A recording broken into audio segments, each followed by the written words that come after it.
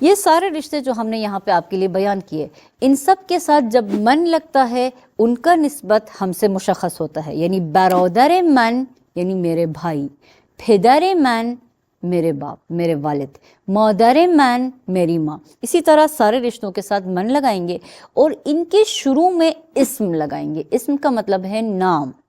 اسم من میرا نام، اسم برادر من میرے بھائی کا نام، اسم پدر من میرے والد کا نام، اسم مادر من میری ماں کا نام.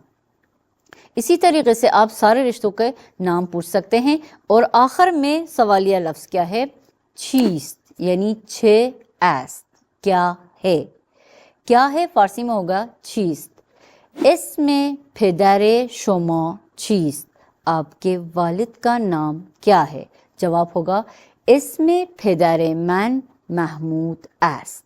اسی طریقے سے آپ سب رشتہ داروں کا نام بھی اس میں بتا سکتے ہیں. فارسی میں میرا، میرے اور میری کو کیسے بولتے ہیں؟ اسی طریقے سے کہ ان کے ساتھ لفظ من لگتا ہے.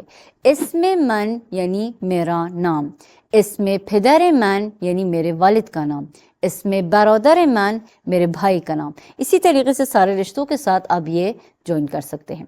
اب فارسی کے جملے. اسم من محیا است، من پاکستانی هستم. اسم پدر من محمود است، اسم مادر من زینب است. اسم برادر من احمد است و اسم خواهر من آنیسا است. اسم دختر من حلما است. اسم خاله من انیقه است. اسم دختر خاله من حنا است. شما میتونید آپ یہ کر سکتے ہیں کہ یہ سارے نام کو ہٹا کے اپنے رشتہ داروں کے نام لگا کے ان سب کو معرفی کریں، ان سب کی تعارف کرائیں.